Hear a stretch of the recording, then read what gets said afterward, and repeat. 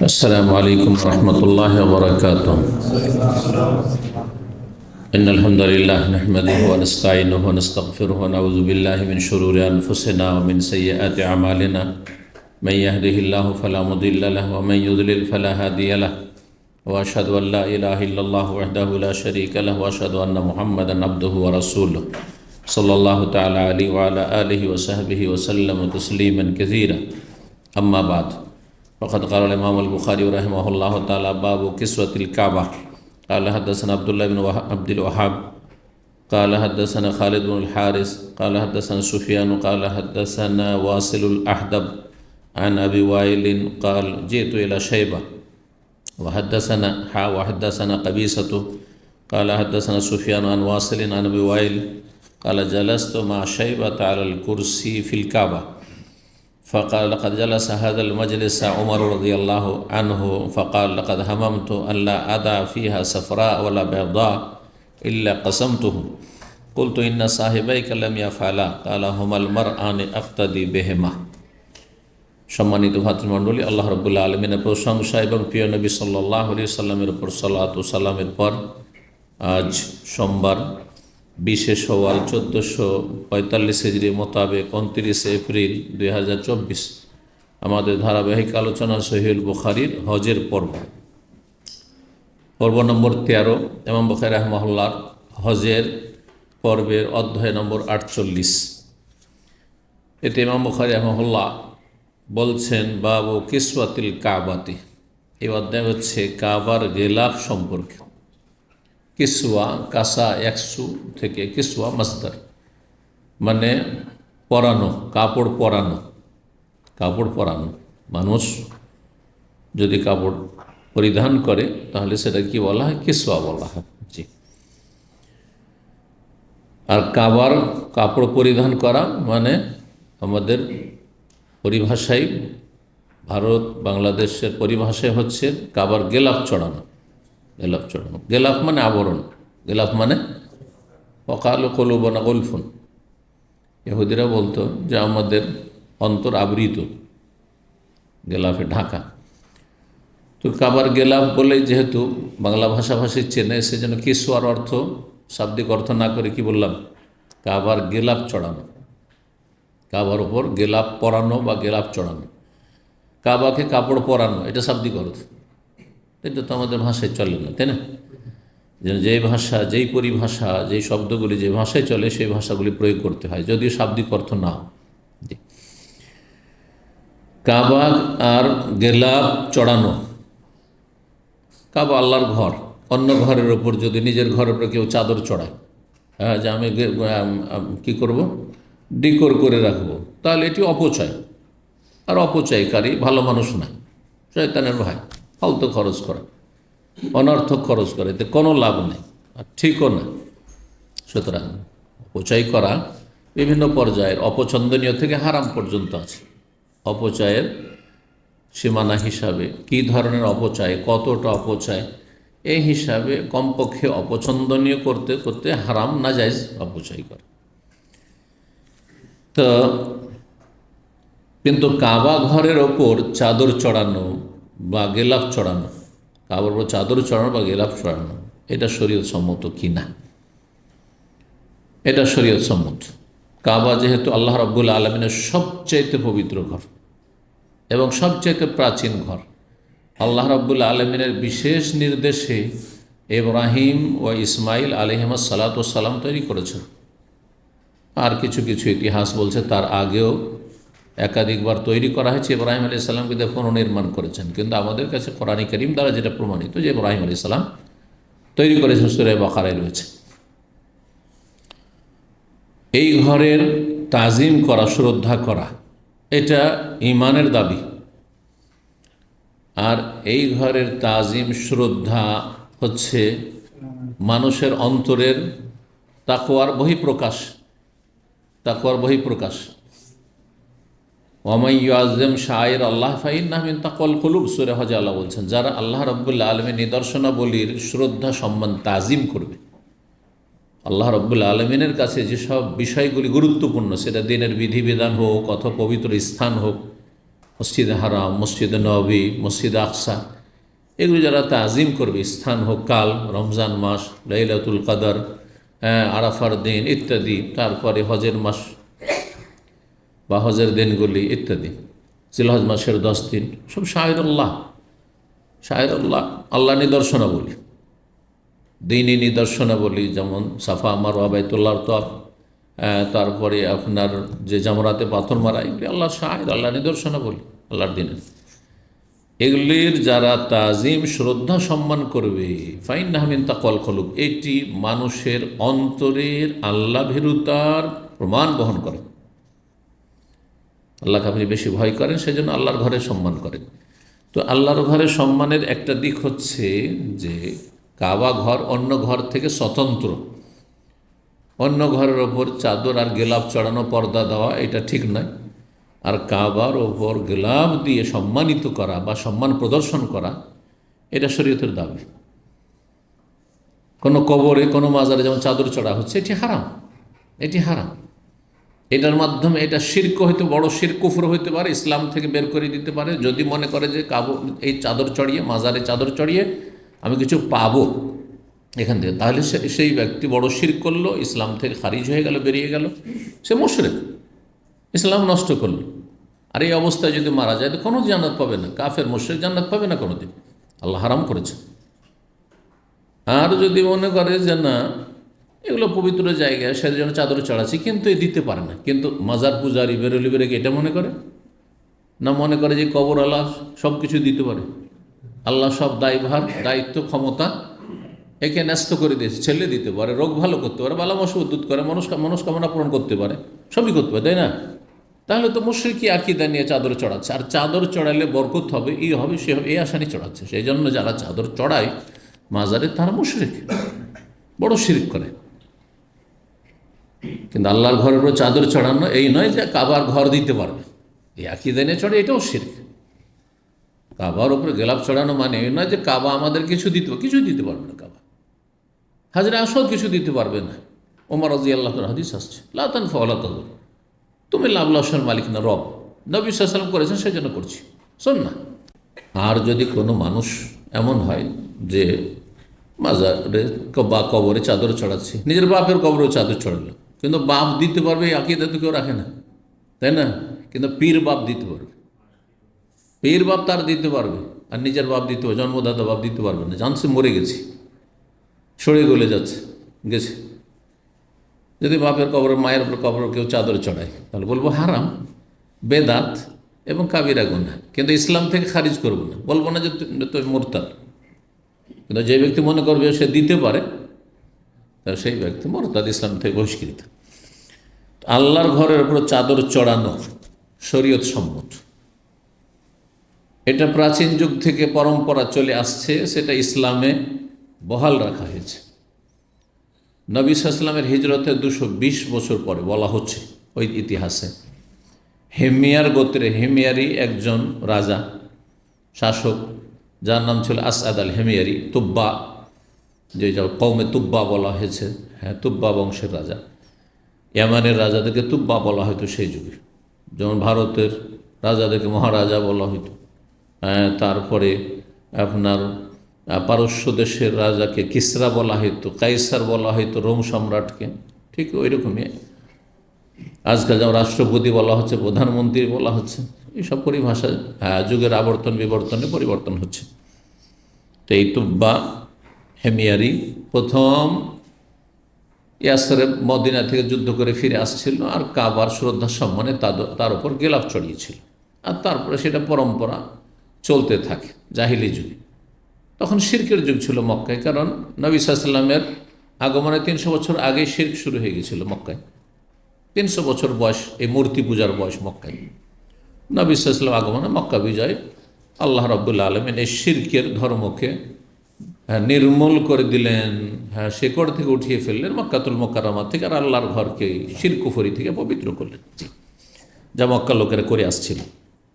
নবী সাল্লাল্লাহু আলাইহি ওয়াসাল্লাম সম্পর্কে বলা হয়েছে সিরাতের কিতাবাত ইত্যাদি, তিনি মক্কা বিজয়ের পরে বিদায় হজে বা তার আগে তিনি চাদর চড়িয়েছেন, সনদ আল্লাহু আলাম কতদূর।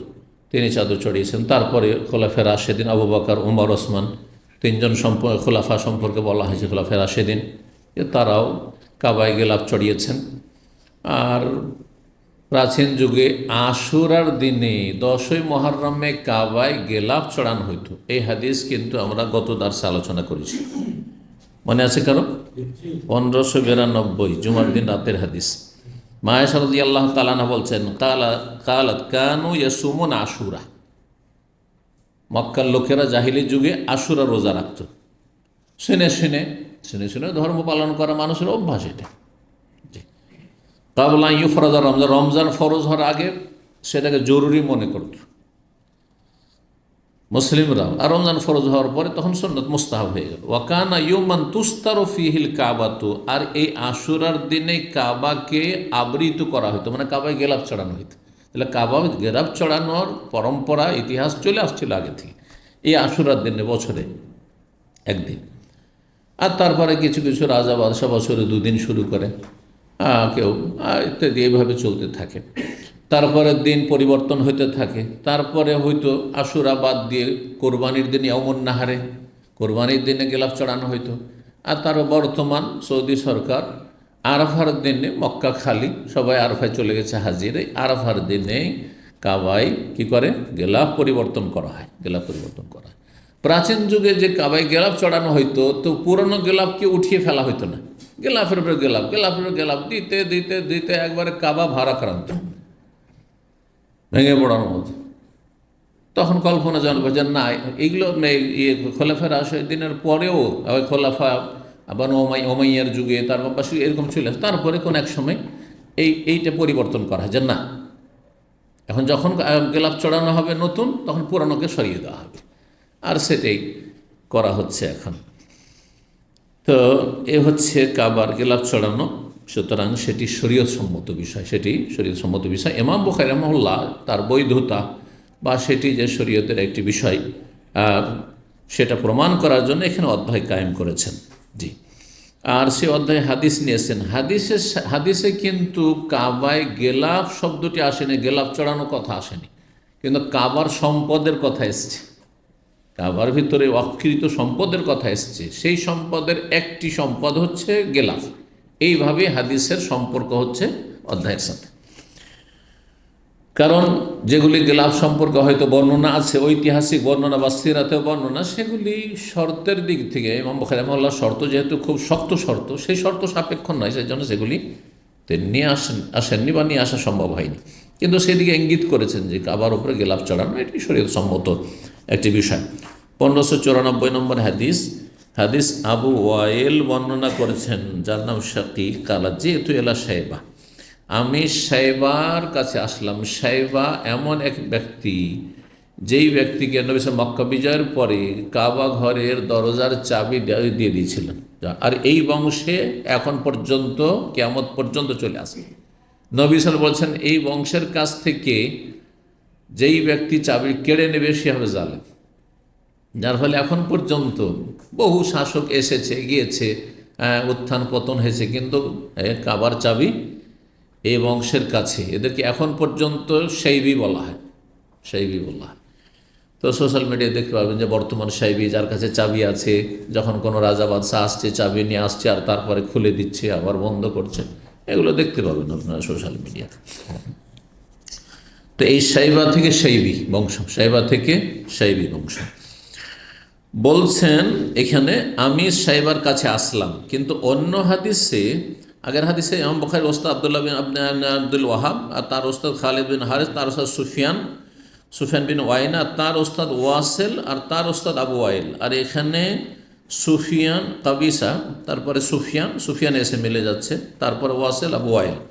এখানে একটু ভাষার পার্থক্য রয়েছে, সে যেন দুটো সনদ একসাথে নিয়েছেন। কি আগে ছিল যে আমি আসলাম সাইবার কাছে, এখানে আছে জালাস্তু মা সাইবা, আমি সাইবার কাছে বসলাম। সাইবা যে চাবির দায়িত্বশীল কাবার, তার কাছে বসলাম। আলাল কুরসি, চেয়ারের ওপর, ফিল কাবাতে, কাবাই। তাহলে কাবা ঘরের ভিতরে তারা চেয়ার লাগিয়ে বসত। তখনকার যুগে কোনো ব্যাপারই ছিল না, যে চাবি তার কাছে আর কাবার ভিতরে বসছে, চেয়ারে বসছে ভিতরে। ফাকালা, আর তারপরে বলছেন, আবু আইল বলছেন আমি বসলাম সাইবার সাথে, আর তারপরে বলছেন লাকাত জালাসা হাযাল মাজলিস ওমর রাদিয়াল্লাহু আনহু, তুমি যেই জায়গায় বসলে বা আমি যেখানে বসে আছি এই মজলিসেই বসেছেন। মজলিস আমরা যেটা মজলিস বলি সেটা আরবি শব্দ, কিন্তু ইসিম জারফের সেগা, বসার জায়গা, বৈঠক মানে বসার জায়গা। লাকাত জালাসা হাযাল মাজলিস, এই মজলিসেই বসেছেন ওমর রাদিয়াল্লাহু তাআলা আনহু, মানে এই জায়গাতেই বসেছেন ওমর রাদিয়াল্লাহু তাআলা আনহু তার খেলাফত আমলে, নবী সাল্লাল্লাহু আলাইহি ওয়াসাল্লামের পরে, আবু বকর সিদ্দিক রাদিয়াল্লাহু আনহুর পরে। আর তার খেলাফত আমল, তখন তিনি একটা ইচ্ছা পোষণ করলেন। ফাকাল, আর বলেছিলেন লাকাদ হামামতু, আমার মনটা চাইছে, হাম্মা ইয়াহুম্মু মানে ইচ্ছা করা, আল্লাহ আদাফিহা সাফরা ওয়ালা বাইদা, এতে কোনো হলুদ বা সাদা কোনো সম্পদ আমি ছেড়ে দেব না। সাফরা আসফারের স্ত্রীলিঙ্গ, আর আসফার মানে কি হলুদ, আর বেয়দা আবিয়াদ থেকে বেয়দা মানে সাদা। তাহলে কোনো হলুদ বা সাদা সম্পদ এই ঘরের ভিতরে আমি রেখে দেব না। যা আছে সব কিছু কি করব, ইল্লা কাসামতুহু, সব কিছু আমি অভাবী দুস্থদের মাঝে বিতরণ করে দেব। এই অক্ফের ধন সম্পদ কাবার ঘরের ভিতরে পড়ে থাকবে কিয়ামত পর্যন্ত, মানুষের কি লাভ? এই বা কাবা ঘরে অঢেল ধন সম্পদ। আরবি ভাষায় হলুদ কোন সম্পদকে বলা হয় আর সাদা কোন সম্পদকে বলা হয়, যে বলতে পারো হাত তুলবে। হ্যাঁ, সোনা চাঁদি, মাশাআল্লাহ। স্বর্ণ হলুদ আর হ্যাঁ চাঁদি বা রূপা বা সিলভার সব কিন্তু একই। হ্যাঁ, চাঁদি বলেন, রূপা বলেন, আর সিলভার বলেন কি ফেদ্দা, যেহেতু রংটা সাদা, জি সাদার দিকে, তো স্বর্ণ চাঁদি। তাহলে এখন ভাব অর্থ, আল্লাহ আদা ফিহা, তাতে আমি ছেড়ে দেব না, ইচ্ছা করছি, কোনো স্বর্ণ কোনো চাঁদি যা আছে অফকৃত সব আমি বিতরণ করে দিতে চাই, এভাবে এখানে রাখবো না। জমা থেকে লাভটা কি?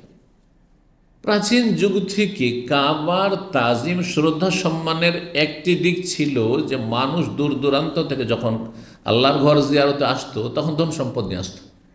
কে স্বর্ণ নিয়ে আসলো, কে চাঁদি নিয়ে আসলো, নিয়ে আসার পরে কাবা ঘরে অফ করে দিল, এটা কাবা ঘরে আমি দিয়ে দিলাম, অফ করে দিলাম, আর সেটা কাবা ঘরের ভিতরে রেখে দেওয়া হইতো, কাবা ঘরের ভিতরে রেখে দেওয়া হইতো। যে এত ধন সম্পদ এগুলো এখানে রেখে লাভটা কি? কোনো লাভ নেই। আমার মনটা চাইছে যে এতদিন যা করেছে, আমি এখন খলিফা, আমার সিদ্ধান্ত, মন চাইছে যে আমি এগুলো সব গরিব দুঃখীতে বিতরণ করে দিই, লাভ হবে, এতে মানুষ উপকৃত হবে, বাইতুল মাল ওয়াকফ।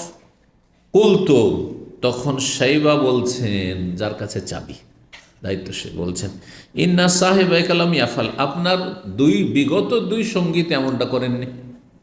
বিগত দুই সঙ্গী কে? একজন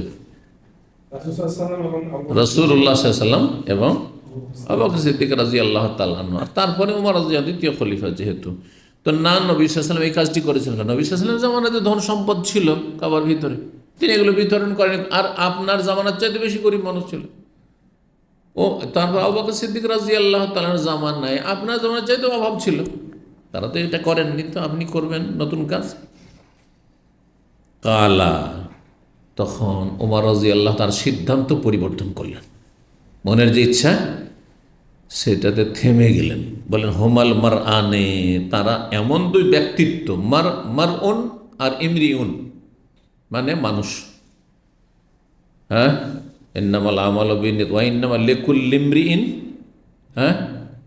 মা নাওয়া। হ্যাঁ, ইমরিউন আর মারউন, আল মারউ মামান আহাব্বা ইয়াউমাল কিয়ামা, মানুষ যে যাকে ভালোবাসে তার সাথে কিয়ামতের দিন উঠবে। তো আল মারউ আর ইমরিউন মানে হচ্ছে পুরুষ মানুষ, আর ইমরাআতুন বা আল মারআতু, আল মারউ থেকে মারআতু মানে মহিলা, আর ইমরিউন থেকে ইমরাআতুন মুয়ান্নাস।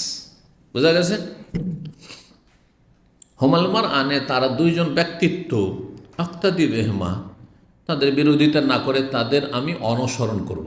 ইক্তেদা মানে অনুসরণ করা। এই জন্য মুসল্লি পিছনে যারা থাকে ইমামে, তাদেরকে কী বলা হয়? মুক্তাদি বলা হয়, ইক্তেদা। উলাইকাল্লাযীনা হাদাল্লাহ, আম্বিয়া রাসূল 25 জনের কথা সূরা আনাওয়াল্লাহ বর্ণনা করেছেন, তার বলছেন ওদেরকে আল্লাহ হেদায়েত করেছিলেন, তারা হেদায়েতের পথের পথিক ছিলেন, তাদেরকে আল্লাহ সার্টিফিকেট দিয়েছেন ফাবে হোদা হো মুক্তাদে। সুতরাং এই 25 জন নবীর হেদায়েতের ইক্তেদা করো, মানে অনুসরণ করো, তাদের পথের অনুসরণ করো। ইক্তাদে, যে ইক্তেদা, কোরআনেও রয়েছে তালি শব্দ। তারপরে তিনি এই সিদ্ধান্ত কি করলেন, বাদ দিলেন যে না ঠিক আছে বিতরণ করবো না, যখন তারা করেননি।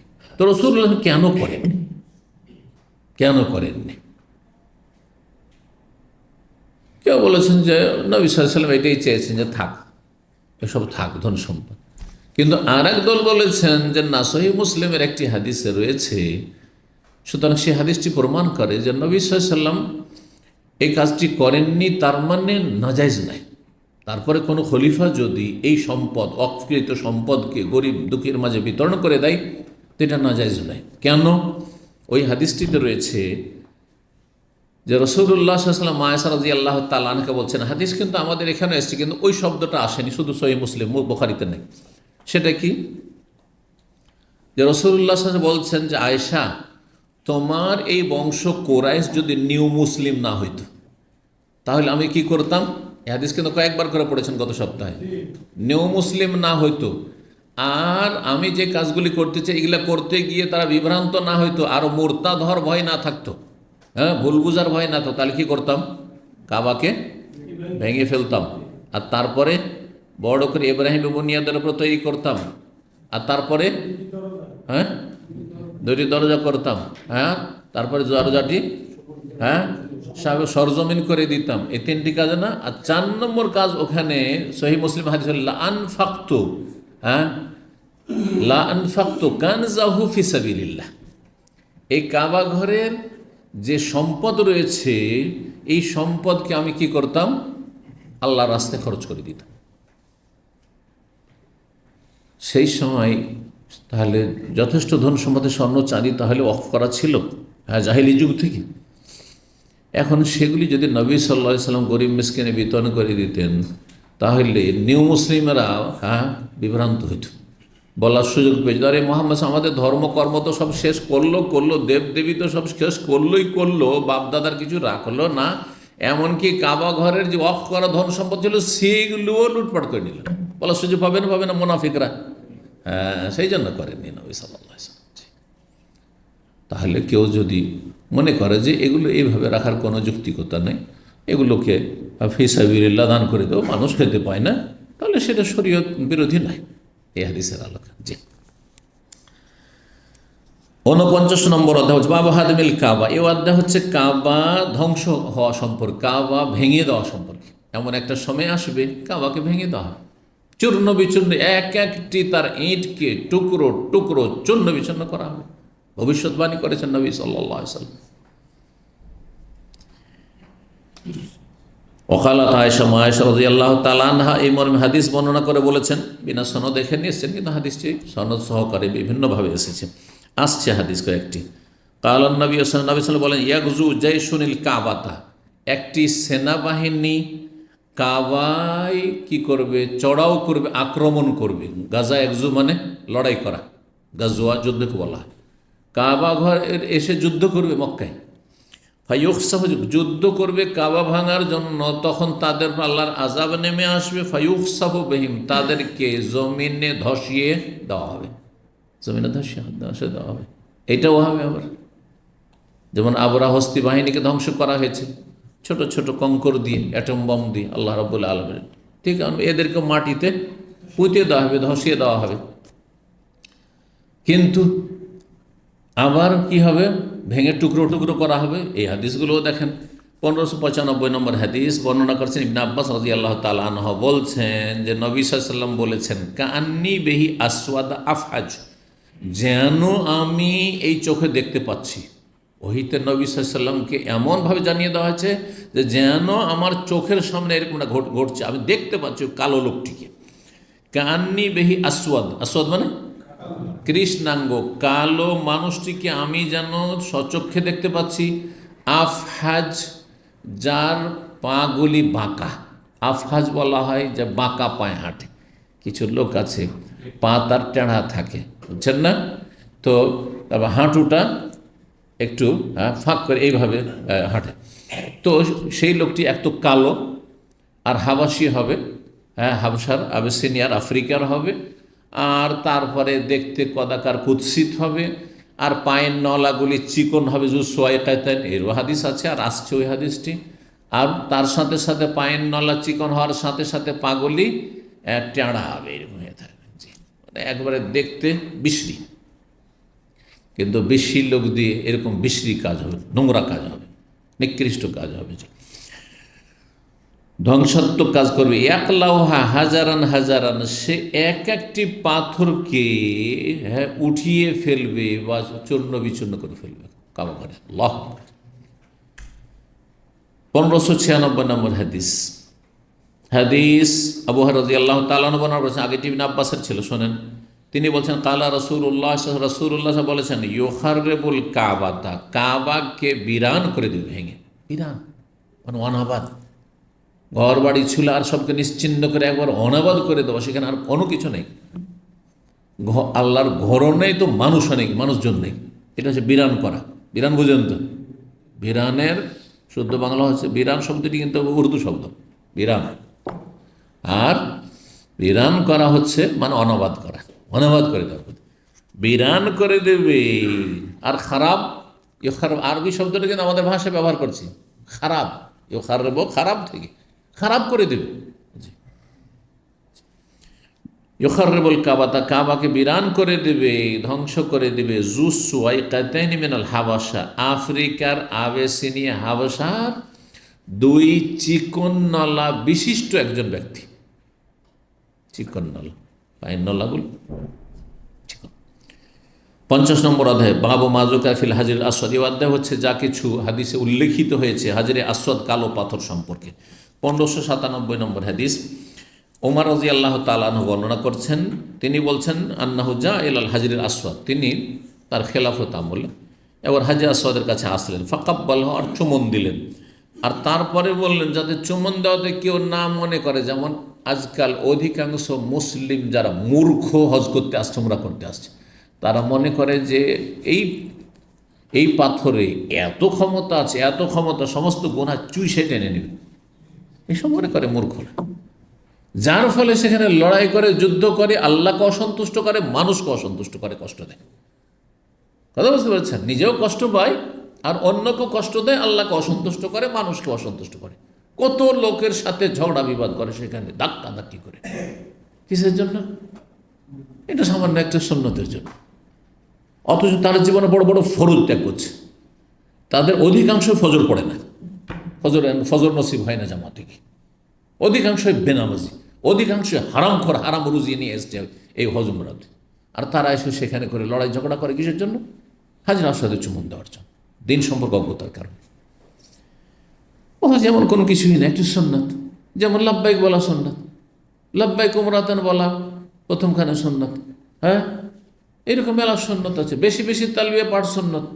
আজকাল তালবিয়া পড়লে বেদাতি তালবিয়া সম্মিলিত, আর যদি একা একা পড়তে বলেন তো পড়লো না, গোটা রাস্তা তালবিয়া বলে পড়েই।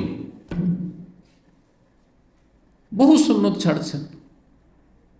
দাড়ি ওয়াজিবকে সুন্নত বলে, শতকরা 99 জন বিনা দাড়ি মুসলিম বর্তমান যুগে। ওয়াজিব, কিন্তু ওয়াজিবের খবর নেই, আর সুন্নত নিয়ে টানাটানি। তো তিনি বলছেন, ইন্নি আলামু, নিঃসন্দেহে আমি ভালো করে জানি, আন্নাকা হাজারুন, পাথরটাকে সম্বোধন করে বলছে যে তুমি একটা পাথর, লা তাদুর ওয়ালা তানফা, তুমি ক্ষতিও করতে পারো না আর তুমি উপকারও করতে পারো না, লাভ লোকসানের মালিক তুমি না। তাহলে তোমাকে চুমা কেন দিচ্ছি? তোমার মধ্যে কিছু আছে বলে নাই। ওয়ালাউলা আন্নি রাআইতু রাসূলুল্লাহ, আমি যদি না দেখতাম রাসূলুল্লাহ সাল্লাল্লাহু আলাইহি ওয়াসাল্লামকে ইউকাব্বিলুকা, তোমাকে চুমন দিতে, মা কাব্বালতু, তোমাকে চুমা দিতাম না, তোমাকে চুমন দিতাম না। চুমা দেওয়া সুন্নাত, আর মানুষকে কষ্ট দেওয়া হারাম, হারাম কাজ করে সুন্নাত। যেমন আজকাল নফল তওয়াফ করা সুন্নাত না, নফল তওয়াফ করা নফল, ওর নামই তো নফল, তাই না? নফল তওয়াফ করা নফল, সেই নফল কাজের জন্য 3টি নাজায়েজ কাজ করছে, হারাম কাজ করছে, 3টি গুনাহ করছে। একটা হচ্ছে সরকারের বিরুদ্ধাচরণ করা। সরকার বলছে, এই পুরুষরা তোমরা একটা উমরাতে শুধু তপ করে বারবার উমরা করতে আসবে না, কারণ ভিড় হচ্ছে বেশি, মানুষের কষ্ট হচ্ছে, তাই না? সরকার নিষেধাজ্ঞা লঙ্ঘন করছেন। হ্যাঁ, ওলিল আমরে মিনকুমের আপনি বিরোধিতা করছেন। শাসকের আনুগত্য করা ফরজ গঠনমূলক কাজে। 2 নম্বর, আপনি ওমরাতে না, কিন্তু আপনি এহরাম পরে আপনি ওমরার ভান করে ধোকাবাজি করছেন, ধোকাবাজ আপনি। মান গাশানা ফালাইসা মিনান, নবী সাল্লাল্লাহু আলাইহি ওয়াসাল্লাম যে আমাদেরকে ধোকা দেবে সে আমাদের দলভুক্ত না। 3 নম্বর, আপনি মিথ্যার আশ্রয় নিচ্ছেন। কি করছেন? মিথ্যার আশ্রয় নিচ্ছেন। হ্যাঁ, আপনি সিকিউরিটিকে, যারা পাহাড়ে আছেন, হ্যাঁ গেটে, তাদেরকে মিথ্যা আপনি দেখাচ্ছেন যে আমি দেখো উমরা আছি। 3 হারাম কাজ করে একটা নফল কাজ। কত মূর্খের মূর্খ এসব। এদের সংখ্যা কম না, লক্ষ লক্ষ প্রতিদিনে নাজায়েজ কাজ করে যাচ্ছে, ট্রিপল নাজায়েজ কাজ করে যাচ্ছে। আল্লাহ হেদায়েত দান করুন, মুসলিম জাতির অজ্ঞতা আল্লাহ দূর করুন। 51 নম্বর অধ্যায়, বাবু ইগলাকিল বাইত। এই অধ্যায় হচ্ছে বাইতুল্লাহর দরজা বন্ধ করা সম্পর্কে। বাইতুল্লাহ দরজা বন্ধ করা যাবে না খোলা রাখতে হবে? না, খোলা রাখার কোনো প্রয়োজন নেই, বন্ধ রাখতে পারে। আর যার জন্য ইচ্ছা খুলতে পারে, জন্য যে সবার জন্য খুলতে হবে, যে চাইবে তার জন্যই খুলতে হবে।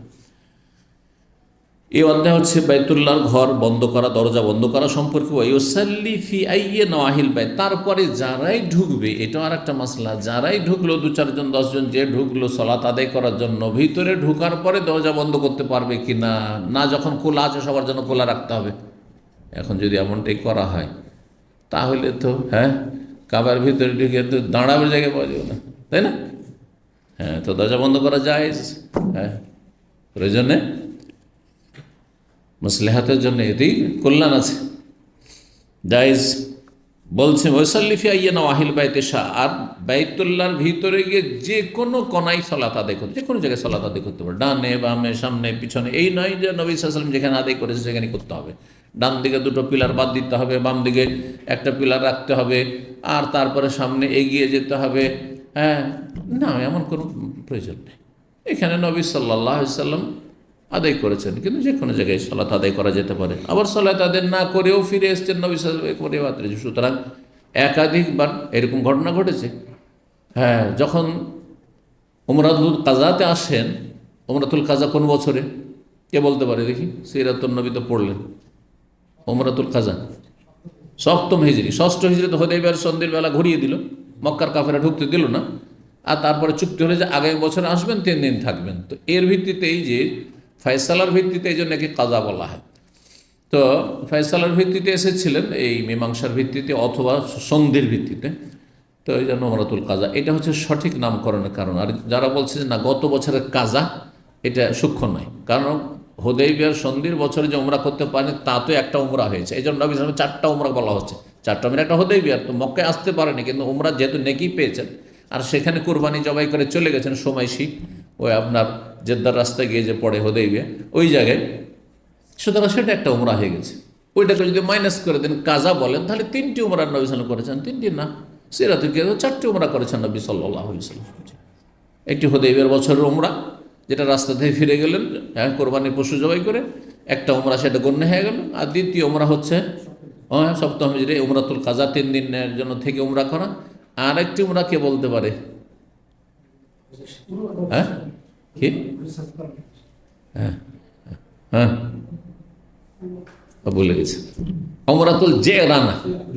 জেরানা নামক স্থান থেকে হুনাইনের গনিমত সম্পদ বিতরণ করার পরে, বিতরণ করে রাত্রে অনেক টাইম আছে, চলো এখান থেকে একটা উমরা করে আসি।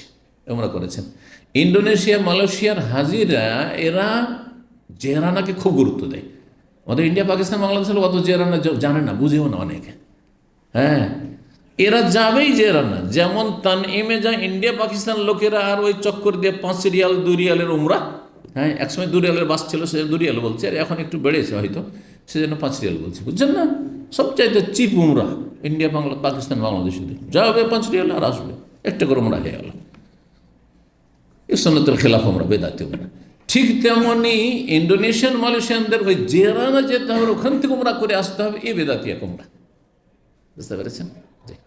নবী সাল্লাল্লাহু আলাইহি ওয়াসাল্লাম সেখানে ছিলেন, এখন আর কাজ নেই, চলো একটা উমরা করে আসি। ওই রকম ঠিক আছে, কিন্তু আমি এক সফরে কয়েকটা উমরা করবেন। নবী সাল্লাল্লাহু আলাইহি ওই সফরে তার উমরা করেননি। ওই সফরে তো হুনাইনের যুদ্ধ করেছেন, হুনাইনের যুদ্ধ করে তার আগে মক্কা বিজয় করেছেন। আর তারপরে তখন গনিমত ধন সম্পদ তকসিম করে বিতরণ করে তো মদিনায় চলে যেতে হবে, ঠিক আছে চলো একটা উমরা এখন করে নি, এইরকম। ওই সফরে একটা উমরা ছিল। 4 নম্বর উমরা নবী সাল্লাল্লাহু আলাইহি ওয়াসাল্লামের হজের সাথে হজে কেরানের উমরা, এই 4টা উমরা নবী সাল্লাল্লাহু আলাইহি ওয়াসাল্লাম। তো উমরাতুল কাজার বছর যখন আসলেন তখন তো মক্কা বিজয় হয়নি, কাফেরদের দখলে। সুতরাং কাবার চারিদিকে 360টা মূর্তি, কাবার ভিতরে অনেকগুলি মূর্তি।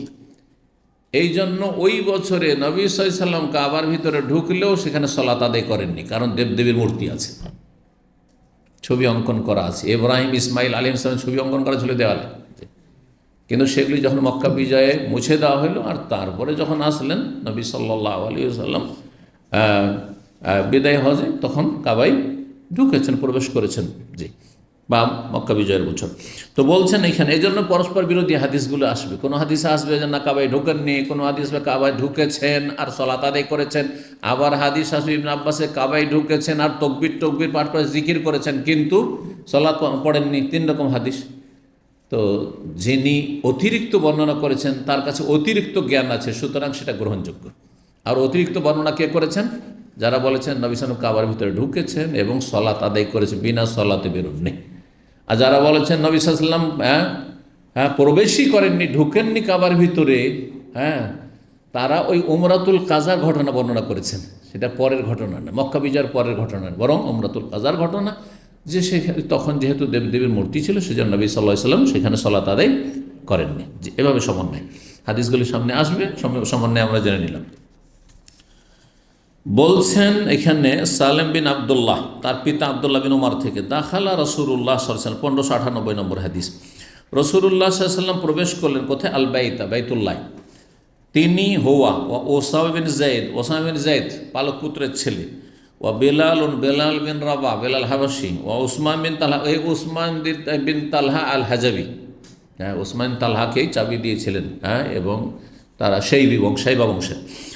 আগলাকু আলাইহিম, এবং তারপরে ভিতরে ঢুকে তারা দরজাকে কি করলেন? বন্ধ করে দিলেন। তাহলে ভিতরে ঢুকে দরজা বন্ধ করা জায়েজ। পিছনে যখন বন্ধ করে দিল, ধরেন সিকিউরিটি, পিছনে যারা আসছে, আপনারা জানলেন আমাকে ঢুকতে দিলেন না, আমাদের ঢুকতে, আপনারা শুধু ঢুকবেন, এটা বলার তাহলে অধিকার নেই, শরীয়তের প্রমাণ। জি, কারণ যেহেতু সবাইকে ঢুকতে দেওয়া সম্ভব নয়। জি। ফালাম্মা ফাতাহু, যখন খুললেন, অপেক্ষায় আছেন বাইরে যারা ঢুকতে পারেননি, পরে যারা এসছেন। ফালাম ফাতাহু, যখন খুললেন, কুনতু আউওয়ালা মান ওয়ালাজ, আমি সর্বপ্রথম প্রবেশ করলাম। তাহলে ইবনে ওমর ঢুকতে পারেননি, এত বিশিষ্ট সাহাবী, শ্যালক নবী সাল্লাল্লাহু আলাইহি ওয়াসাল্লাম ঢুকতে পারেননি। তিনি বলছে আমি প্রথম ঢুকলাম যখন বের হওয়ার জন্য খুলেছেন। ফালাকিতু বেলাল, তারপরে আমার সাক্ষাৎ হলো কার সাথে? বেলালের সাথে। ফাসালতু, তাকে জিজ্ঞেস করেন, হাল সাল্লা ফিহি রাসূলুল্লাহ সাল্লাল্লাহু আলাইহি ওয়াসাল্লাম, রাসূলুল্লাহ সাল্লাল্লাহু আলাইহি ওয়াসাল্লাম ভিতরে নামাজ আদায় করেছেন? কালার নাম, হ্যাঁ সালাত আদায় করেছেন। কোন জায়গায়? বাইনাল আমুদাইনিল ইয়ামানিয়াইনি, ইয়ামানের দিকের দুটো খাম্বার মাঝখানে। ইয়ামানের দিক হচ্ছে বাম দিক, তো আর দরজাটা বাম দিকে আছে। দরজা ঢুকে সোজা সামনে গিয়ে বাম দিকে একটা খাম্বা পড়বে, আর ডান দিকে দুটো খাম্বা। কাবার ভিতরে 3টে করে খাম্বা আছে, তিনটে করে খাম্বা আছে, 6টা। এইভাবে সালাত আদায় করেছেন। তাহলে সালাত আদায় করার প্রমাণ পাওয়া গেল। 52 নম্বর বাবু সালাতে ফিল কাবা, এই অধ্যায় হচ্ছে কাবার ভিতরে সালাত আদায় করা সম্পর্কে। সালাত আদায় করা ভালো যদি কেউ করতে পারে কাবার ভিতরে। কাবার ভিতরে কেউ না যেতে পারে, তাহলে হিজরার ভিতরে আদায় করে, সেটাও কাবার ভিতরে আদায় করা হলো, দুটো তো কোনো পার্থক্য নেই। তবে কাবার ভিতরে সালাত আদায় করা হজ উমরার কোনো অংশ না বা অঙ্গ না। যে হজ উমরার একটি কাজ হচ্ছে কাবার ভিতরে ঢুকে সালাত আদায় করা। যারা বলেছে ভুল বলেছে, তাদের খণ্ডন করেছেন ইমাম বুখারী রাহিমাহুল্লাহ। কেউ যদি সুযোগ পায় তো ঢুকে গেল, কেউ যদি সুযোগ পেল না, ঢুকলো না, এর হজের সাথে বা উমরার সাথে কোনো সম্পর্ক নেই। যেমন মদিনা যাওয়া হজের সফরে অথবা উমরার সফরে হজের অংশ নয় আর উমরার অংশ নয়। দামাম থেকে গেলে শুধু মক্কা, অনলি মক্কা ঘুরে চলে আসছেন অনেকে, নাকি কম হয়ে গেল না। আর মদিনা গেলে আপনার উমরাটা একদম পারফেক্ট উমরা হইতো। এরকম যদি আকিদা রাখেন তো বিদাতি আকিদা এটি। কারণ মদিনার হজের সাথে উমরার সাথে কোনো সম্পর্ক নেই। হজ, ওমরা এবং হজ কোথায়? বাইতুল্লাহ, বাইতুল্লাহর তওয়াফ, সাফা মারওয়া সাই, আর তার মেনা, আরাফা, মুজদালিফা আর জামরাত, পাথর মারা, ব্যাস হয়ে গেল। আর মিকাত থেকে এরম বাধা বহিরাগত লোকের, বাইরের লোক হলে মিকাত, এই কয়টা জায়গা। কিন্তু মদিনার সাথে কোনো সম্পর্ক নেই। মদিনার পথ দিয়ে গেলে তখন মদিনাতে ইহরাম বাঁধ হচ্ছে। সুতরাং যারা জাল জয়ীফ হাদিসকে সামনে রেখে যারা হজ করলো আর তারা আমার জিয়ারত করলো না, তারা আমার সাথে ফাকাত জাফানি, এসবগুলি জাল হাদিস, মৌজু জাল হাদিস।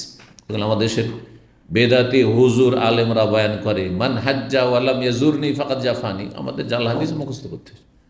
যারা হাদিস আমরা পড়াশোনা করেছি, জাল জয়ীফ হাদিস মুখস্থ করেছি, আর পড়তে হবে। একজন আলেম যদি হয় তাহলে যেমন তাকে ভালোটা জানতে হবে, তখন কালোটাও জানতে হবে। কালোটার খণ্ডন করার জন্য, অসারতা প্রমাণ করার জন্য, হ্যাঁ, জালিয়াতি প্রমাণ করার জন্য, আর ভালোটা মানুষের কাছে প্রসার করার জন্য। তো কাবা ঘরে সালাত আদায় করার 1599 নম্বর হাদিস ইবনে ওমর রাদিয়াল্লাহু তাআলা আনহু বর্ণনা করছেন, বলছেন আন্নাহু কানা ইযা দাখালাল কাবাতা, আব্দুল্লাহ বিন ওমর যখন কাবা ঘরে প্রবেশ করতেন তার জামানায়, নবী সাল্লাল্লাহু আলাইহি ওয়াসাল্লামের পরে, মাশা কেবালা ওয়াজহি, দরজাতে ঢুকে সোজা সামনের দিকে, ওয়াজহে মানে চেহারার সামনে, তার মানে সোজা সামনের দিকে এগিয়ে হেঁটে যেতেন। হিনায়াত খোলো, প্রবেশ করার পরে, ওয়াজ আলুল বাবা কেবালা জাহরি, দরজাকে পেছন দিকে রেখে দিতেন, সোজা দরজাকে পেছনে রেখে সামনে এগিয়ে যেতেন। ইয়ামশি, সামনে এগিয়ে হেঁটে যেতেন। হাত্তা ইয়াকুনা বাইনাহু ওয়া বাইনাল জিদারি, এমনকি তার মাঝে এবং দেয়ালের মাঝে, আল্লাযী কেবাল ওয়াজহি, যেটা তার মুখোমুখি, তার সামনের দিকে দেয়াল রয়েছে, অর্থাৎ রুকনে ইয়ামানের দিকের দেওয়াল, রুকনে ইয়ামানি মানে যেটা পশ্চিম দিকের দেওয়াল, সেই দেয়ালের দিকে এগিয়ে গিয়ে কারিবা মিন সালাসে আজরইন, 3 হাত অবশিষ্ট থাকতো। কাবার ভিতরে ঢুকে সামনে আরও 3 হাত বাকি আছে সরজমিন, সেখানে গিয়ে ফায়সালি সালাত আদায় করতেন। তাহলে সামনের দিকে 3 হাত ছেড়ে দিয়ে ওই পিলার পড়বে, ডান দিকে 2টো পিলার, বাম দিকে 1টা পিলার, সামনের দিকে দেয়াল 3 হাত, আর পিছন দিকে বেশ যথেষ্ট জায়গা, জি, দরজা থেকে ঢুকে সোজা এখানে গিয়ে সালাত আদায় করতেন। কে? ইবনে ওমর রাদিয়াল্লাহু তাআলা আনহুমা, তার জামানায়। কেন এটা করতেন? এদিক সেদিক কেন না, ইয়াতাওয়াখাল মাকান আল্লাযী আখবারাহু বেলাল, সেই জায়গাটির সন্ধান করতেন, সেই জায়গায় সালাত আদায়ের জন্য সচেষ্ট হতেন। তাওয়াখা মানে উদ্দেশ্য করা, উদ্দেশ্য করতেন সেই জায়গাটিকে, আল্লাযী আখবারাহু বেলাল, যেই জায়গাটি সম্পর্কে বেলাল জানিয়েছেন। গত হাদিসে হ্যাঁ দেখলেন না, ঢুকতে পারেননি, নবী সাল্লাল্লাহু আলাইহি ওয়াসাল্লামের সাথে দাঁড়িয়েছিলেন, আর যখন দরজা খুললো সব ভিতর থেকে বেরিয়ে, তখন প্রথম তিনি ঢুকলেন আর জিজ্ঞাসা বেলালকে। তো বেলাল যে জায়গাটি সম্পর্কে বলেছিলেন দেখিয়ে দিয়ে বেলাল বললেন যে এই জায়গায় নবী সাল্লাল্লাহু আলাইহি ওয়াসাল্লাম সালাত আদায় করলেন। তাহলে তারা কত গুরুত্ব সহকারে এগুলো শনাক্ত করতেন, নবী সাল্লাল্লাহু আলাইহি ওয়াসাল্লাম কোনখানে বসেছেন, তো কোনখানে নামাজ পড়েছেন, এগুলো করতেন। কি বলেছেন বেলাল? আন্না রাসূলুল্লাহ সাল্লাল্লাহু আলাইহি, এই রাসূলুল্লাহ এই জায়গায় সালাত আদায় করেছেন। ওয়ালাইসা আলা আহাদিন বাসুন, তবে শুনে রাখো কারো কোনো অসুবিধা নেই, বাসুন মানে হারাজ, কোনো অসুবিধা নেই, আইয়ুসাল্লিয়া ফি আইয়ি নওয়াহিল বাইতে শাআ, বাইতুল্লাহর যে কোনো কোনায় সালাত আদায় করতে, যে কোনো জায়গায়, বাইতুল্লাহর ভিতরে যে কোনো জায়গায় সালাত আদায় করতে পারে, সমান, কোনো পার্থক্য নেই। 53 নম্বর অধ্যায় হচ্ছে বাবু মাল্লাম ইয়াদখুলুল কাবা। এই অধ্যায় হচ্ছে এমন কোনো ব্যক্তি সম্পর্কে যে কাবায় প্রবেশই করলো না। এই অধ্যায় কেন নিয়ে আসলেন? আগের অধ্যায় নিয়ে আসলেন বাবু সলাতে ফিল কাবা, কাবায় সলাত আদায় করা। তার আগে বাবু ইগলাকিল বাইত, বাইতুল্লাহর ভিতরে ঢুকে গেট বন্ধ করে দেওয়া, এগুলি সব জায়েজ প্রমাণ করছেন। গেট বন্ধ করা জায়েজ, কিছু লোক ঢুকলো বাকি লোক ঢুকলো না, সেটাও জায়েজ।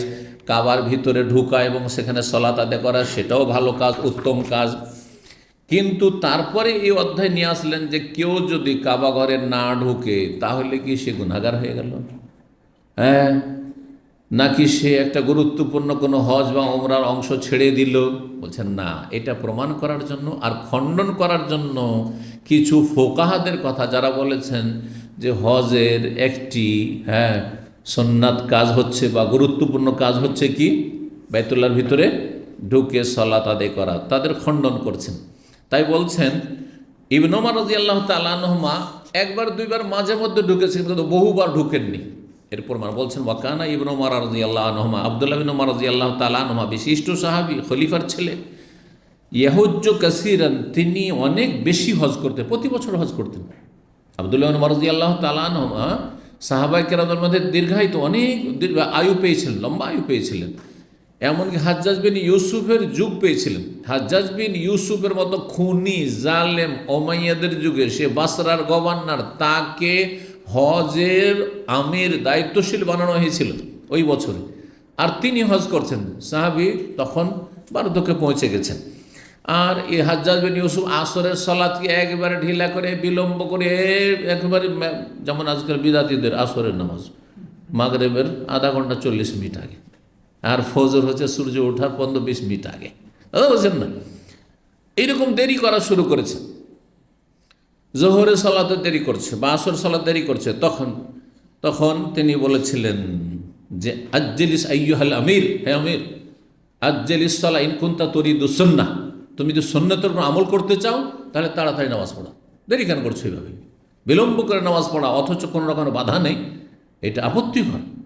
আউয়াল ওয়াক্তে সালাত আদায় করা উত্তম, তুমি এত লেট কেন করছো আসরের সালাত বা জোহরের সালাত। তো আব্দুল্লাহ বিন উমর রাদিয়াল্লাহু তাআলা আনহু সম্পর্কে বলছেন এখানে, ইয়াহুজ্জু কাসীরান, তিনি অনেক বেশি হজ করতেন, বেশি বেশি হজ করতেন। ওয়ালা ইয়াদখুলু, কিন্তু কাবায় প্রবেশ করতেন না, কাবা ঘরে প্রতি বছর প্রবেশ করতেন না, মাঝে মধ্যে একবার দুইবার কখনো হয়তো ঢুকতেন। জি, 1600 নম্বর হাদিস বর্ণনা করছেন আব্দুল্লাহ বিন আবি আওফা সাহাবী কাল। এখানে দেখেন আগের হাদিসের বিপরীত আসছে। এতামারা রাসূলুল্লাহ সাল্লাল্লাহু আলাইহি ওয়াসাল্লাম, রাসূলুল্লাহ উমরা করলেন, ফাতাফা বিল বাইত, বাইতুল্লাহর তওয়াফ করলেন, ওয়াসাল্লা খালফা মাকাম রাকাতাইন, মাকাম ইব্রাহিমের পিছনে 2 রাকাত সালাত আদায় করলেন। ওয়া মাহু মাইয়াস্তুর মিনান নাস, যখন সালাত আদায় করছিলেন তখন মানুষ ভিড়ভাড় করে নবী সাল্লাল্লাহু আলাইহি ওয়াসাল্লামের সাথে সাক্ষাৎ করার চেষ্টা করতে পারে। হ্যাঁ, সুতরাং তার সাথে এমন সাহাবী ছিলেন যিনি নবী সাল্লাল্লাহু আলাইহি ওয়াসাল্লামকে জনগণ থেকে, অন্য অন্য লোক থেকে পর্দা করছে, আড় করছিলেন, সিকিউরিটির কাজ করছিলেন, ঘিরেছিলেন, ঘিরেছিলেন যাতে করে খুশুর সাথে সালাত আদায় করতে পারে, মানুষ ভিড়ভাড় না করে সেখানে। ফাকাল আল্লাহু রাজুলুন, জনৈক ব্যক্তি তাকে জিজ্ঞাসা করলো, জনৈক ব্যক্তি তাকে কি করলো, জিজ্ঞাসা করলো, আদাখালা রাসূলুল্লাহ কাবা, রাসূলুল্লাহ কাবা ঘরে প্রবেশ করেছেন? কাকে জিজ্ঞেস করলেন? আব্দুল্লাহ বিন আবি আওফাকে। আব্দুল্লাহ বিন আবি আওফা সাহাবী, তাকে জিজ্ঞাসা করলেন রাসূলুল্লাহ সাল্লাল্লাহু আলাইহি ওয়াসাল্লাম যে উমরা করলেন তো কাবা ঘরে কি প্রবেশ করেছেন? আল্লাহ না, প্রবেশ করেননি, প্রবেশ করেননি। আগের হাদিসগুলিতে প্রবেশ করেছেন পেলেন। তাহলে সমন্বয়ে আগে বলে দিচ্ছি, এই ঘটনা যে উমরা করে প্রবেশ করেননি সেটা হচ্ছে উমরাতুল কাজা, সপ্তম হিজরির ঘটনা। আর যেখানে প্রবেশ করেছেন সেই ঘটনা হচ্ছে নবী সাল্লাল্লাহু আলাইহি ওয়াসাল্লামের বিদায় হজের বা মক্কা বিজয়ের। মক্কা বিজয়ের পরে কাবার চারিদিকে যে ছিল মূর্তিগুলি সেগুলি ভেঙে দেওয়া হলো, আর তারপরে তখন নবী সাল্লাল্লাহু ভিতরে ঢুকলেন। একটা হাদিস সামনে আসছে, সামনেরই হাদিস, এই 1601 নম্বর হাদিস, সেটা পড়েনি তাহলে আরও স্পষ্ট হয়ে যাবে। আর তারপরে দেখছেন যে আরে ইব্রাহিম আর ইসমাইলের ছবি আঁকা আছে কিসে, কাবার দেয়ালের ভিতরে, আর তাদের হাতে তীর ধনুক দেওয়া আছে। তীর ধনুক দিয়ে তারা নাকি ভাগ্য নির্ণয় করত। মক্কার কাফেররা কি করতো, 3 রকমের তীর তাদের থাকতো, আর তীরের বক্স, তীরের যে খাপ তৈরি করা থাকে, বক্স তৈরি করা থাকে, সেই ভরা থাকতো। একটা তীরে লেখা থাকতো ইফাল, করো, আর একটা তীরে লেখা থাকতো যে লা তাফাল, করিও না। আর একটা তীরে কিছু লেখা থাকতো না। তো বের করতো, যদি ইফাল হয়ে গেল কোনো জায়গায় যাবে সফরে, যেমন এমন যাব ব্যবসা করতে, যাব অঙ্গ জায়গায়, যাব লড়াই করতে, এফাল করো, বেরিয়ে গেল, করিও না তো গেল না। আর যদি অন্যটা বেরোতো তাহলে বলছে আবার কর, আবার দেখতে হবে, যতক্ষণ পর্যন্ত ইফাল না আসবে, লা তাফাল না, ততক্ষণ করতে থাকতে হবে, এই করতে। তো এখানে 54 নম্বর অধ্যায় বলছেন বাবু মান কাব্বারা ফি নওয়াহিল কাবাতে। এই অধ্যায় হচ্ছে কোনো ব্যক্তি যদি কাবার ভিতরে ঢুকে চারপাশে তকবীর পাঠ করে বেরিয়ে চলে আসে, নামাজ না পড়ে, তো সেটা জায়েজ কিনা? সেটাও জায়েজ, কোনো ব্যাপার না। কাবার ভিতরে ঢুকলে নামাজ পড়া জরুরি নয় যে নামাজ পড়তে হবে। কাবার ভিতরে ঢুকলে কিবলা কোন দিকে হবে? কিবলা তো 4 দেয়াল হচ্ছে না, কাবা ঘর পুরোটাই হচ্ছে কিবলা, কিন্তু কাবার ভিতরে নামাজ পড়লে একটা দেয়াল কিবলা হবে, তাই না? যে কোনো দিকে মুখ করে সালাত আদায় করতে পারে। 1601 নম্বর হাদিস, ইবনে আব্বাস রাদিয়াল্লাহু তাআলা আনহু বর্ণনা করছেন, বলছেন ইন্না রাসূলুল্লাহ সাল্লাল্লাহু আলাইহি ওয়াসাল্লাম মাকাদেমা, যখন রাসূলুল্লাহ সাল্লাল্লাহু আলাইহি ওয়াসাল্লাম যখন আসলেন, কোথায়? মক্কায় আসলেন, পদার্পণ করলেন, কদম রাখলেন, আবা ইয়াদখুলাল বাইত, বাইতুল্লাহ প্রবেশ করতে অস্বীকার করলেন। এটা মক্কা বিজয়ের ঘটনা, 8 হিজরির ঘটনা, 8ম হিজরির ঘটনা। না আমি কাবা ঘরে ঢুকবো না। তাহলে বোঝা গেল যে একজন মুসলিম যেখানে দেবদেবীর মূর্তি রাখা আছে সেখানে প্রবেশ করবে না। অনেকেই সেই প্রাচীন ঐতিহাসিক মন্দির অথবা চার্চের ভিতরে ঢুকে, হ্যাঁ, কিসের জন্য? আমরা ট্যুরিস্ট ট্যুর করতে এসেছি। এটা ভালো কাজ নয়, আল্লাহর গজব নাযিল হচ্ছে সেই জায়গায়। এত বড়, সবচেয়ে বড় অপরাধ শিরক কুফরি হচ্ছে সেখানে। হ্যাঁ, আল্লাহর পুত্র বলে ঈসা আলাইহিস সালাম ঘোষণা করা হচ্ছে, আল্লাহর স্ত্রী বলে মারিয়াম আলাইহিস সালাম ঘোষণা করছে। এত বড় অপরাধ করা হচ্ছে। লাম ইয়ালিদ ওয়া লাম ইউলাদ, হ্যাঁ, মাত্তাখাযাল্লাহু মিন ওয়ালাদিন ওয়া মা কানা লাহু মিন ইলাহ। তারপরে সাহিবাতান ওয়ালা ওয়ালাদা আয়াত রয়েছে, না আল্লাহর স্ত্রী আছে, সঙ্গিনী আছে, না সন্তান আছে। কোরআনে কারীম স্পষ্ট। আর তারপরে আপনি তাদের এই গজবের জায়গায় আপনি প্রবেশ করবেন, তো এগুলো আসলে জায়েজ নয়। এইরকম অনেকে তামাশা দেখার জন্য মাজারে যাচ্ছেন, আল্লাহর গজব নাযিল হচ্ছে সেখানে। মাজারে যাওয়া জায়েজ নয় তামাশা দেখার জন্য। একমাত্র কোনো আলেম, দিনের দায়ী যদি মনে করে যে আমি না দেখে শুনে শুনে বলবো না, কি কর্মকাণ্ড করে, শিরকি কুফরি কাজ করে, ওখানে গিয়ে দেখে আসবো, সেটা একবার দুইবার দেখে আসা যথেষ্ট। কিন্তু যখন যাবেন, চল রে সিলেট এসছি, যাই শাহজালাল মাজার ঘুরে আসি, চল রে চিটাগাঙ্গে এসছি, বাইরে বোস্তামের মাজার ঘুরে আসি, চল দিল্লি এসে নিজামুদ্দিনের মাজার ঘুরে আসি, নিজামুদ্দিন আউলিয়ার মাজার ঘুরে, চল বাগদাদে যখন আসি, চল আব্দুল কাদের মাজার ঘুরে আসি। না, হারাম, যাইস না। জি, আবার নবী সাল্লাল্লাহু আলাইহি ওয়াসাল্লাম অস্বীকার করলেন। শিখুন, ভালো করে তৌহিদ শিখুন, সুন্নাত শিখুন, ইসলাম শিখুন। জি, শিরকের চাইতে বড় অপরাধ কি আছে? আছে? ইন্না শিরকা লাযুলুমুন আযীম। শিরক সবচেয়ে বড় জুলম, সবচেয়ে বড় জুলম হচ্ছে। বলুন তো, একটা লোককে খুন করা হচ্ছে আর আপনি তাকে রক্ষা করতে পারছেন, আর ওখানে দাঁড়িয়ে তামাশা দেখছে, জায়েজ? হারাম আপনার জন্য যে সেখানে বসে থাকবেন, অবস্থান করবেন। আপনি গান বাজনা হচ্ছে, আপনি বন্ধ করতে পারছেন না, আর সেখানে বসে থাকবেন, জায়েজ? এটা তো বুঝে আসছে, কিন্তু শিরকের বেলা বুঝে আসছে না যে শিরকের আড্ডাখানাতে কী করে আমি তামাশা দেখার জন্য যাচ্ছি। গান বাজনার জায়গাতে আপনারা যাবেন না, এই দাড়িওয়ালা লোকেরা। হ্যাঁ, কিন্তু তৌহিদ সম্পর্কে জ্ঞান কম থাকার কারণে অসুবিধা নেই। গিয়েছিলাম, ট্যুরে গিয়েছিলাম, অমুক অমুক মন্দিরে, অমুক অমুক চার্চে গেলাম, অমুক এই গুরুদুয়ারায় গেলাম, আর দেখে আসলাম না। আল্লাহকে ভয় করুন, আল্লাহর গজব হচ্ছে এগুলো যায়, সবচেয়ে বড় পাপ হচ্ছে সেখানে। তো বলছেন ইবনে আব্বাস রাদিয়াল্লাহু তাআলা আনহুমা, রাসূলুল্লাহ সাল্লাল্লাহু আলাইহি ওয়াসাল্লাম যখন আসলেন মক্কায়, আবা ইয়াদখুলাল বাইতুল্লাহ, আল্লাহর ঘরে প্রবেশ করতে অস্বীকার করলেন, নাম ঢুকবো না। কেন? অফিহিল আলিহাতু, কারণ সেখানে দেবদেবীর মূর্তি স্থাপন করা আছে, ভিতরে মূর্তি অনেকগুলি স্থাপন করা আছে। ফামারা বিহা, রাসূলের প্রথম নির্দেশ দিলেন, মক্কা বিজয় হয়ে গেছে, ফাউখরিজাত, সেগুলি এক একটি করে বের করে ফেলা হইল। আখরাজু সূরাতা ইব্রাহিম ওয়া ইসমাঈল, তার মধ্যে ইব্রাহিম এবং ইসমাইল আলাইহিস সালামের মূর্তি ছিল, প্রতিমূর্তি। তাদের মূর্তি, শুধু ছবি অঙ্কন করে দেওয়ালে না, মূর্তি পর্যন্ত ছিল, ইব্রাহিমের মূর্তি। আউযুবিল্লাহ, ইব্রাহিম আলাইহিস সালামের যদি মূর্তি হইতে পারে, তো জিলানির পূজা হইতে পারে না, মাজার পূজা হইতে পারে না? হ্যাঁ, হইতে পারে না? অবশ্যই হইতে পারে। বিচিত্র নেই। মানব জাতি ধর্মের ক্ষেত্রে দিনের জ্ঞান না থাকলে অন্ধ হয়ে যায়, অন্ধ হয়ে যায়। কী করে মনে করে যে একটা মরা মানুষ আবার ছেলে দিতে পারে, রোগ ভালো করতে পারে, আর রুজি দিতে পারে, উদ্ধার করতে পারে? আউযুবিল্লাহ, আউযুবিল্লাহ। এত অধম হয়ে যায় মানুষ, এত অধম। মানুষকে এত আল্লাহ শ্রেষ্ঠ করে বিবেক বুদ্ধি দিয়েছে, দুনিয়ার ক্ষেত্রে কত বিচক্ষণ, এত কিছু যান্ত্রিক সভ্যতায় এত উন্নতি করলো, এত কিছু আবিষ্কার করলো, কিন্তু ধর্মকর্মের ক্ষেত্রে সেখানে কি অন্ধ হয়ে যায়। বাপদাদা করেছে, কিছু না কিছু আছে, ওই মূর্তিতে আছে, ও মাজারে আছে, হ্যাঁ, ওই সড়া গলা হাড্ডি কোথায় চলে গিয়ে নিশ্চিন্ন হয়ে, আর সেই দিতে পারে। আউযুবিল্লাহ, এত অধম মানুষ।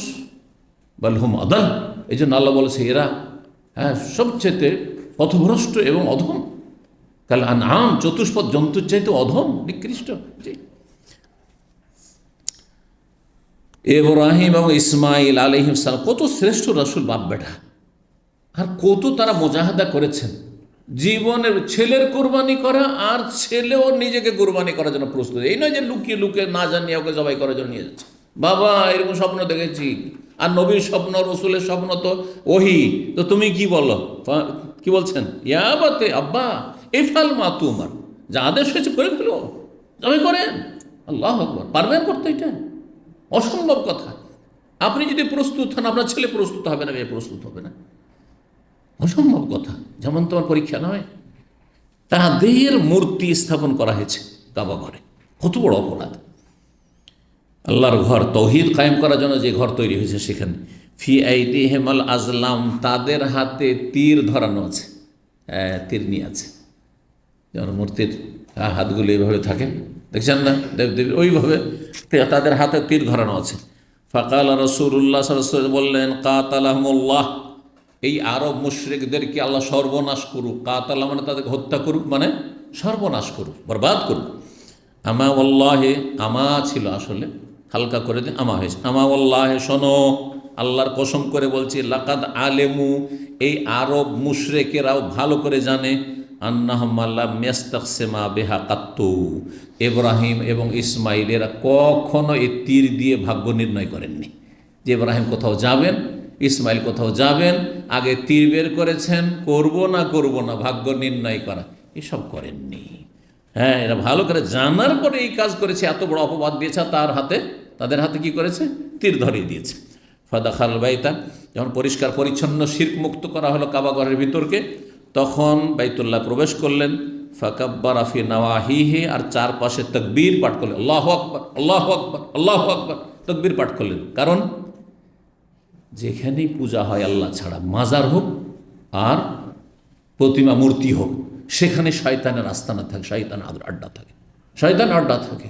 এই জন্য তায়েফে যখন সেই আপনার আস্তানা, মূর্তির আস্তানাকে ভাঙা হয়েছিল, উজদার আস্তানাকে, তখন একজন বুড়ি, আর সেই লম্বা বড় বড় চুল নিয়ে, আর সেই বিকট চেহারে, সে যেন একজন মহিলার মতো রয়েছে, সে ছিল শয়তানি ছিল। যেখানে আল্লাহ ছাড়া অন্যের উপাসনা হয়, পূজা হয়, সেখানে শয়তান বসবাস করে।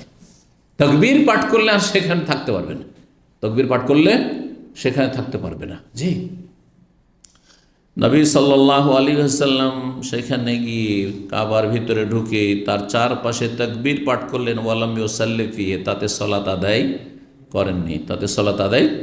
করেননি। এই ছিল হাদিস রাসূলুল্লাহ সাল্লাল্লাহু আলাইহি ওয়াসাল্লাম। তাহলে নবী সাল্লাল্লাহু আলাইহি ওয়াসাল্লাম উমরাতুল কাযার 7ম হিজরিতে কাবার ভিতরে ঢুকিয়েছেন, তাকবীর পাঠ করেছেন, কিন্তু সালাত আদায় করেননি। এটাও কেউ করলে ঠিক আছে, শরীয়ত সম্মত। তবে নামাজ পড়ার সময় সুযোগ যদি পায়, তাহলে নামাজ পড়বে। তখন নবী সাল্লাল্লাহু আলাইহি ওয়াসাল্লামের নামাজ পড়তে বাধা ছিল ভিতরে, কিন্তু পরে যখন বাধা ছিল, তখন নবী সাল্লাল্লাহু আলাইহি ওয়াসাল্লাম সালাত আদায় করেছেন। আবার সাহাবায়ে কেরাম অনেক সময় করেননি। সুতরাং যদি কেউ নাও করে, তো এমন নয় যে আপনি এত বড় সুযোগ ছেড়ে দিলেন, আর এত বড় একটা ভুল করে দিলেন। আপনি সুযোগ পেলে ভিতরে ঢোকার, তারপরে নামাজ পড়ার সময় পেলেন, 2 রাকাত পড়তে পারতেন, তাও পড়লেন না, এমন কিছু নাই। জি। তারপরে 55 নম্বর অধ্যায় বলছে, বাবুন, এই অধ্যায় হচ্ছে কাইফা কানা বাদউর রামাল। এই তওয়াফের রামাল কেমন করে শুরু হয়েছে? তওয়াফের বেশ কিছু সুন্নত রয়েছে, তার মধ্যে একটি হচ্ছে রামাল করা, আর আরেকটি হচ্ছে ইজতেবা করা। ইজতেবার কথা এখানে আসেনি, রামালের কথা এসেছে। রামাল কাকে বলা হয়? রামাল মানে পায়ের ধাপকে ছোট করে একটু দ্রুত চলা, এমন দ্রুত নয় যে পায়ের ধাপকে লম্বা করে দেবেন আর একবারে দৌড় দেবেন, এইরকম নয়। পায়ের ধাপকে ছোট করে যদি দৌড় দেন, তাহলে সেটা ওই রকমের দৌড়া হয় না, তাই না? একটু স্পিড হয়, এরকম। এটাকে রামাল বলা হয়। কারণ আরবি ভাষায় বিভিন্ন দৌড়ের এক একটা করে নাম আছে, কিন্তু বিভিন্ন দৌড়ের ধরনের এক একটি নাম রয়েছে। তো রামাল এই ধরনের দৌড়কে বলা হয়। তো রামাল করা আছে। তো এই রামাল হচ্ছে সুন্নাত। রামাল কয় চক্করে? প্রথম 3 চক্করে, আর পরের 4 চক্করে স্বাভাবিক চলবেন। জি, নবী সাল্লাল্লাহু আলাইহি ওয়াসাল্লাম প্রথমবার যখন উমরাতুল কাযাতে এসেছিলেন, তখন হিজরে কাফেররা বসেছিলেন, আর হিজরের বিপরীত দিকে রয়েছে আপনার হাজরে আসওয়াদ আর রুকনে ইয়ামানি। ওই দিকটা আড়ে হয়ে যেত, কাফেররা দেখতে পেত না। আর কাফেররা গুজব ছড়িয়েছিল যে মদিনায় গিয়ে এইসব মুহাজিরগুলো আমাদের এই মক্কা থেকে যারা পালিয়েছে, ওরা তো বলছে এরা পালিয়েছে সব, তো এরা কি হয়েছে, রোগে আক্রান্ত হয়ে সব দুর্বল হয়ে গেছে, ক্ষীণ হয়ে গেছে, এরা আমাদের সামনে টিকতে পারবে না, এই ধরনের কথা ছড়িয়েছিল। এতে হয় কি, কাফেরদের মনোবল বেড়ে যাবে। যার ফলে নবী সাল্লাল্লাহু আলাইহি ওয়াসাল্লাম যখন এদের মন্তব্যগুলো শুনতে পেলেন, ওরা বলছে যে মদিনার আবহাওয়া খুব খারাপ, আর মদিনায় গিয়ে মক্কার লোকের আমাদের এখান থেকে যেসব বিধর্মী হয়ে গেছে, তারা বিধর্মী বলতে এদেরকে, বিধর্মী হয়ে গিয়েছে, এরা সব ক্ষীণ দুর্বল হয়ে গেছে, এরা আমাদের সাথে মোকাবেলা হইলে, লড়াই হইলে বুঝবে, ঠেলা বুঝবে। তো নবী সাল্লাল্লাহু আলাইহি ওয়াসাল্লাম বলে যে এদেরকে একটু দেখিয়ে দাও। তাহলে কি করো, ওরা তিন দিকে দেখতে পাবে, শুধু তিনটা দিকে কি করো, দৌড় দাও। হ্যাঁ, একটু কি করো, রামাল করো, দৌড় দাও। আর বীর বাহাদুরের মতো দৌড় দাও। ছোটো ছোটো ধাপ করে যখন দৌড়াবেন তখন বীর বাহাদুর লাগবে দেখে। হ্যাঁ, যেমন মিলিটারিকে দেখেছেন না, আর্মিদের দৌড়টা, হ্যাঁ, তো ওই ধর আর্মিরা কিন্তু লম্বা ধাপ দিয়ে দৌড়াই দেয়। হ্যাঁ, ওইটা বীর বাহাদুর লাগবে। এটা দেখিয়ে দাও যে আমাদের গায়ে জোর আছে, হ্যাঁ, তোমাদের সাথে হ্যাঁ লড়াই হলে দেখা যাবে, এটা দেখিয়ে দাও।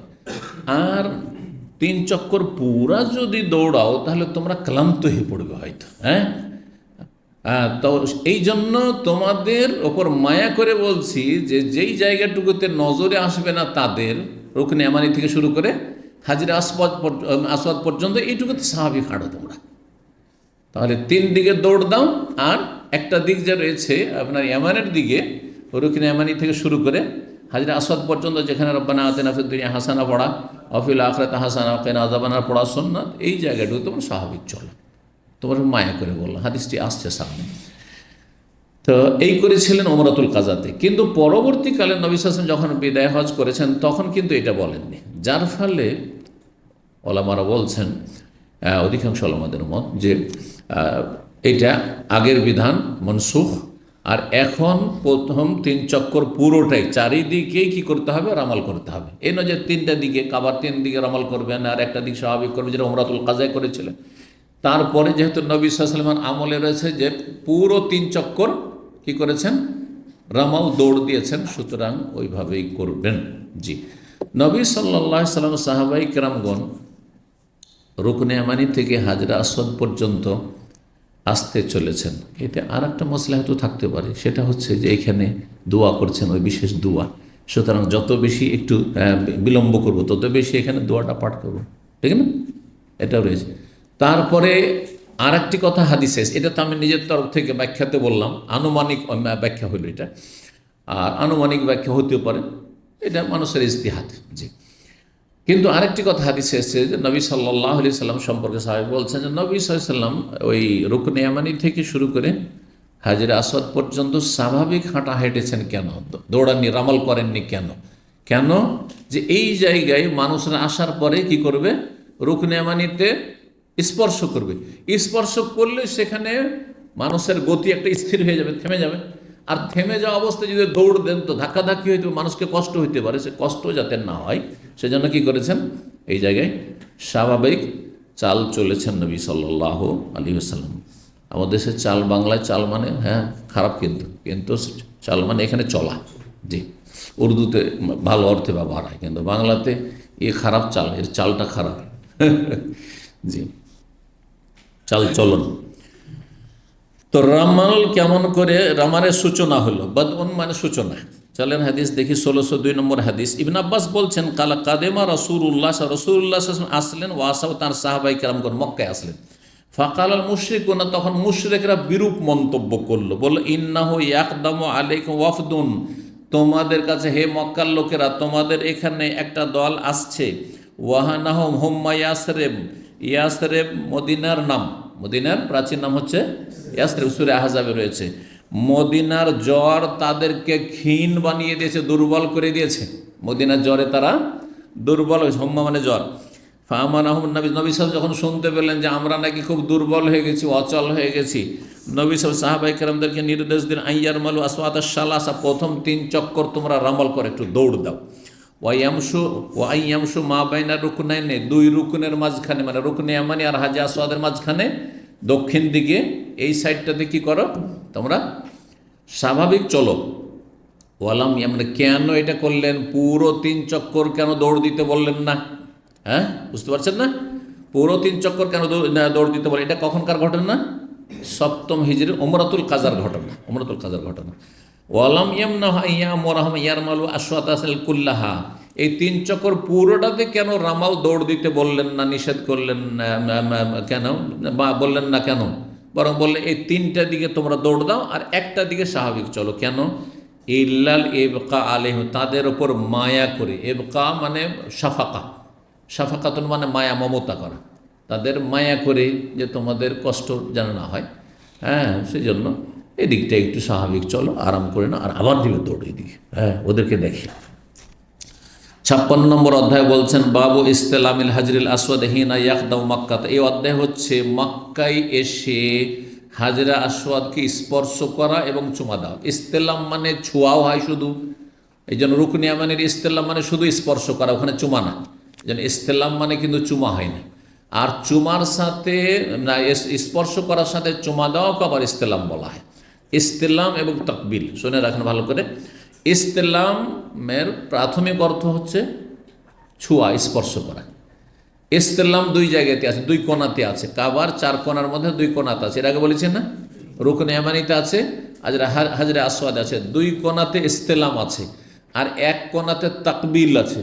তাকবিল মানে চুমন দেওয়া, কাব্বালা কাব্বিল তাকবিল। তো চুমো দেওয়া হাজরে আসওয়াদের কোণায়, আর ইস্তেলাম 2 কোণাতে আছে, আর বাকি 2 কোণাতে ইস্তেলামও নেই, ছোঁয়াও নেই, আর চুমা দেওয়া নেই। জি, বলছেন যে হাজরে আসওয়াদকে স্পর্শ করা হেনা একদম মক্কা আসার পরে আউয়ালা মায়াত, প্রথম তওয়াফ শুরু করার সময়। প্রথম তওয়াফ শুরু করার আগে সুন্নাত, কিন্তু পারা যায় না আজকে, সম্ভব না। এই সুন্নাত দাদের জন্য লাইন লাগে, তাহলে 1 ঘন্টা থাকেন ওখানে। এমনি যে তওয়াফে এত ভিড় হচ্ছে, এমনি স্বাভাবিক তওয়াফ করতে 25 মিনিট থেকে আধা ঘন্টা লাগে। যদি হালকা হালকা থাকে, একেবারে খালি নয় তো কখনোই থাকে না, হালকা ভিড়ে যেটা স্বাভাবিক থাকে নর্মাল এক সময়, আমি করতাম 25 মিনিট থেকে আধা ঘন্টা। কিন্তু এবারে 30 রমজানে আমি করলাম 1.5 ঘন্টা। 1.5 ঘন্টা, আল্লাহ 1.5 ঘন্টা। সাফা মারার সাইতে 1.5 ঘন্টা লাগেনি আমাকে, কারণ সাফা মারার সাই আমি ওই নিচে করি না, নিচে খুব ভিড় থাকে, ওপরে চলে যাই, একটু ওপর তলাগুলো একটু হালকা থাকে, আর ফ্রি হয়ে আপনি হাঁটতে পারবেন, চলতে পারবেন স্পিডে। তো প্রথম তওয়াফ শুরু করার আগে একবার চুমন দেওয়া সুন্নাত। ওয়ারমাল সালাসান, আর প্রথম 3 চক্করে রামাল মানে দৌড় করবেন। 1603 নম্বর হাদিস বর্ণনা করেছেন আব্দুল্লাহ বিন ওমর রাদিয়াল্লাহু তাআলা আনহুমা থেকে, তার ছেলে সালেম কালা রাআইতু রাসূলুল্লাহ, তিনি বলছেন রাসূলুল্লাহ সাল্লাল্লাহু আলাইহি ওয়াসাল্লাম দেখেছি হিনা ইয়াকদাউ মক্কা, যখন মক্কা তিনি আসলেন বা আসতেন, ইজাস্তালামা রুকনাল আসওয়াদ, যখন হাজরে আসওয়াদের কর্নার ছুঁইতেন, স্পর্শ করতেন, আউয়ালা মায়াত, প্রথম তওয়াফের শুরুতেই, ইয়াহুব্বু সালাসাত আতওয়াফিন মিন আসসাবে, 7-এর মধ্যে প্রথম 3-এ তিনি কি করতেন? রামাল করতেন। খাব্বুন মানে খাব্বুন একটা দৌড়, সেটা হচ্ছে স্পিডে দৌড়তেন আপনার ওই রামালের দৌড় যেটি। তো খাব্বুন আর রামালুন একই জিনিস। 57 নম্বর অধ্যায় বলছেন বাবুর রামাল ফিল হাজ ওয়াল উমরা, এই রামাল দৌড় দেওয়া হজেও আছে আর উমরাতেও আছে। এই রামাল কোথায় আছে? হজেও আছে আর ওমরাতেও আছে। অর্থাৎ হজ করতে আসেন আর ওমরা করতে আসেন, আপনি কি করবেন? হ্যাঁ, রামাল করবেন। এই রামাল তওয়াফে কদুমে, রামাল তওয়াফে কদুমে করবেন। বলছে 1604 নম্বর হাদিস ইবনে ওমর রাদিয়াল্লাহু তাআলা আনহু হতে বর্ণিত, তিনি বলেছেন সাআন নবী সাল্লাল্লাহু আলাইহি ওয়াসাল্লাম আশওয়াত, নবী সাল্লাল্লাহু আলাইহি ওয়াসাল্লাম দৌড় দিলেন প্রথম 3 চক্কর। ওয়া মাশা আরবাতান ফিল হজ ওয়াল উমরা, হজ উমরাতে 4 চক্কর তিনি স্বাভাবিক হেঁটেছেন। এই হাদিস। তারপরে 1605 নম্বর হাদিস বলছেন ওমর ইবনে খাত্তাব রাদিয়াল্লাহু আনহু রুকনে ইয়ামানিতে আসলেন, মানে রুকনে ইয়ামানি না, এখানে রুকন মানে হাজরে আসওয়াদের রুকনে কর্নারে আসলেন, আর এসে বলেন আমা শোনো, ওয়াল্লাহি আল্লাহর কসম করে, ইন্নিল্লা আলম, ভালো করে জানি, আন্নাকা হাজার, তুমি পাথর, লা তাজুরু ওয়ালা তানফা, তুমি ক্ষতিও করতে পারো না, তুমি লাভও করে দিতে পারো না। ওয়ালা আন্নী রাআইতু রাসূলুল্লাহ ইসতালামাকা মাস্তালাম তোকা, তোমাকে যদি আমি ছুঁইতে না দেখতাম, ইস্তেলাম করতে, আমি ইস্তেলাম করতাম না, ছুঁইতাম না। ফাস্তালাম, তারপরে ছুঁইলেন, সাথে প্লাস চুমাও দিলেন। সুম্মা কালা, বলে মালানা ওয়ালির রামলে, বলছেন যে আমাদের এই রামলের সাথে কি সম্পর্ক জানো? এই যে দৌড় দেওয়া, কেন দৌড় দিচ্ছি প্রথম 3 চক্কর? ইন্নামা কুন্না রায়নাল মুশরিকিন, আমরা তখন করতাম যেহেতু মুশরিকরা আমাদেরকে দেখছিল, দেখাচ্ছিলাম আমাদের বাহাদুরিটা, বীরত্ব দেখাচ্ছিলাম, কিন্তু এখন তার মুশরিক নেই। তারপরও কেন করব? যেহেতু রাসূলুল্লাহ সাল্লাল্লাহু আলাইহি ওয়াসাল্লাম এই বিধানটা রেখে দিয়েছেন, তখন ওইটা আমরা চালাবো, এটা করে যাব, যদিও আর মুশরিক হ্যাঁ, আল্লাহর ঘরের চারপাশে নেই, কাফের নেই। বলছে ইন্নামা কন্যা রায়নাল মুশরিকিন, আমরা মুশরিকদেরকে দেখেছিলাম, ওয়াকাদ আহলাকাহুম, আল্লাহ তাদেরকে ধ্বংস করে দিয়ে নিশ্চিহ্ন হয়ে গেছে মক্কা থেকে কাফের মুশরিক। সুম্মা কালা, তারপরে তিনি বললেন যে যদিও মুশরিক নেই, শাইউন সানাউন নবী, তবে এমন একটা জিনিস, এমন একটা আমল যেটা নবী সাল্লাল্লাহু আলাইহি ওয়াসাল্লাম করেছেন, ফালা নহিব্বু আন নাতরুকা, সুতরাং এটা ছেড়ে দেওয়া আমরা পছন্দ করি না, ছেড়ে দেওয়াটা পছন্দ করি না। কিন্তু আজকাল এত ভিড় থাকছে, হাঁটতেই পারছি না, তো আবার রামাল কি করব, তাই না? সুতরাং রামাল আমরা ভুলে যাওয়ার মতো অবস্থা হয়েছে। এখন রামাল করা মানে মানুষকে কষ্ট দেয়, ওর মধ্যে ভিড়ের মধ্যে যদি এরকম করেন তাহলে কষ্ট দিবেন না আপনি। তারপরে কিছু যে বেহায়া মহিলা আছে, ও মনে করে যে এখানে সব মাফ, আল্লাহর ঘরের পাশে তপ করতে সব মাপ, ও ধাক্কা দিয়ে আগে চলে যাচ্ছে, নিজেকে থেমে যেতে হচ্ছে। আল্লাহ হেফাজত করবে। ভালো মানুষদের জন্য খুব কঠিন হয়ে গেছে আজকাল। জি, 1606 নম্বর হাদিস, ইবনে ওমর রাদিয়াল্লাহু তাআলা আনহু হতে বর্ণিত, তিনি বলেছেন মা তারাকতু ইসলাম হাযাইনি রুকনাইনি ফি শিদ্দাতিন ওয়ালা রাখাইন, আমি এই দুটো কর্নার ইস্তেলাম করতে, স্পর্শ করতে কখনো ছাড়িনি, ফি শিদ্দাতিন, কঠিন অবস্থায়, ভিড়ের অবস্থায় হোক, ওয়ালা রাখাইন, আর মানুষের হালকা সমাগমের অবস্থায় হোক, বা সুখ দুঃখ যখনই হোক না কেন, সুস্থ থাকি অসুস্থ থাকি, যে কোনো অবস্থায়, হ্যাঁ, মনজুর আয়তুন নবী, যখন থেকে আমি দেখেছি নবী সাল্লাল্লাহু আলাইহি ওয়াসাল্লামকে ইয়াস্তালেমু মাহুমা, এই দুটো কর্নার তিনি স্পর্শ করতেন, তখন থেকে আমি করি। ফাকুলতু লিনাফে, নাফেকে বললাম আকানা ইবনে ওমর ইয়ামশি বাইনা রুকুনাইন, আব্দুল্লাহ বিন ওমর কি দুই রুকনের মাঝখানে স্বাভাবিক হাঁটতেন না দৌড় দিতেন? মানে তিন দিকে ওই যে উমরাতুল কাজার ওই রকমটা করতেন, নাকি চারিদিকে রামালটা করতেন? কাল ইন্নামা কান ইয়ামশি, তিনি হাঁটতেন এই জায়গাতে, রুকনে ইয়ামানি থেকে নিয়ে হাজরা আসাদ পর্যন্ত কী করতেন? হাঁটতেন। কেন? লিয়াকুনা আইসারা লিস্তিলাম, এই যাতে করে রুকনে ইয়ামানি স্পর্শ করা সহজ হয়, আর তারপরে হাজরা আসওয়াদও স্পর্শ করা সহজ হয়। কিন্তু দৌড় দিলে তো সহজ হবে না, হ্যাঁ, তারপর আরও অন্যরাও তো করছে, সামনে থেমে গেছে, তো আপনাকেও থেমে যেতে হচ্ছে স্বাভাবিক। এখানেই আজকের আলোচনা শেষ করছি। ওয়াজাজাকুমুল্লাহ খাইরান, আপনাদের ধৈর্য ধারণের জন্য। আল্লাহ আপনাদের এলমে, আমলে, দিন, দুনিয়ায় সব কিছুতে আল্লাহ বরকত দান করেন। এসব ভাইদের কাজ নেই, আল্লাহ যেন ভালো রুজির ব্যবস্থা করে দেন। যাদের কাজ আছে তাদেরও আল্লাহ রুজিতে বরকত দান করেন। সমস্ত বালা মুসিবত থেকে আল্লাহ হেফাজতে রাখেন। এলেম শিখার ওসিলাই, আমল করার ওসিলাই এবং অন্তরে সততা আমাদের আছে, আল্লাহকে সাক্ষী রেখে বলছি যে আমাদের অন্তরে সততা আছে, আমরা ভালো চলার চেষ্টা করছি, এই ওয়াসিলে আল্লাহ আমাদের দুনিয়া আখিরাত ভালো করেন। আমাদের আপনজন প্রিয়জন যারা অসুস্থ পীড়িত তাদেরকে আল্লাহ শেফা দান করেন। বিপদগ্রস্তদের বিপদ দূর করে দেন, বালা মুসিবত দূর করে দেন। সমস্ত অনিষ্ট থেকে, জালেমের জুলুম থেকে আল্লাহ হেফাজত করেন।